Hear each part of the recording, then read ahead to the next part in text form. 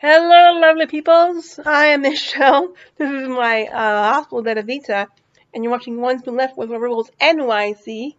And if you are like Michelle, your voice sounds extra sexy. you would be correct, because there's currently an invasion of germs in my sinuses, and the sexiness just abound. Anyway, what I'd like to talk about today is things that I have learned from the disability rights activist scene. And also some things that I really think that the left could also stand to learn from the disability rights activist scene. And I want to make it clear, and no, this is an attack on the left or throwing shade at the left. I am part of the left, and I have much love for the left.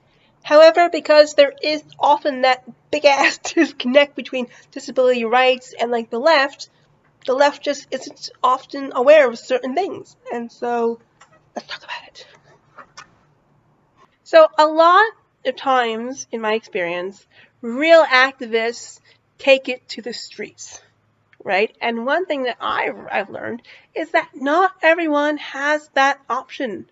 And to say that makes them less of an activist, it's rooted in this kind of toxic idea that there's this hierarchy, if you will, of activist value that is based on an able-bodied standard, but not what.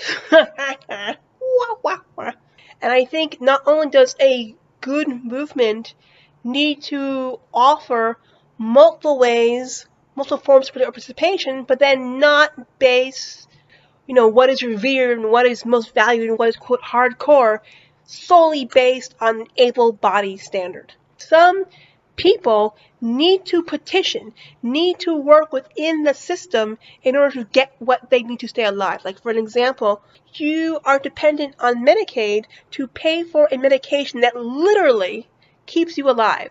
And cuts to Medicaid means you will literally die. Or cuts to Medicaid if you're disabled and you rely on home services, and then there's cuts to that, you'll be forced into a nursing home against or institution against your will. And so not everyone has the ability to, one, work outside of the system, and not everyone has the ability to be like, fuck the system, blah, blah, blah, blah, blah, or not even to work with politicians, because sometimes you have to work within the system so your basic needs can get met, and that's not selling out. Some people have no choice. Last thing that I'm going to mention is this idea of revolution. Often, as a single person in the left, is that I'll encounter people who will be like, okay, wait till after the revolution, then we'll get you your rights. And that is so... No!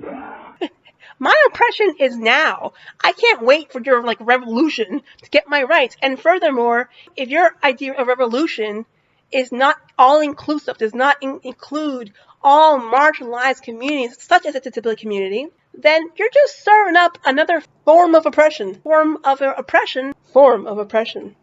people fight their asses off for their civil rights, what do we often hear from the government? It's, wait, take it slowly, wait for civil rights, And so really when people who are like revolution, but they're saying, wait till after revolution, then you're just serving us the same shit word again, just in more casual clothing.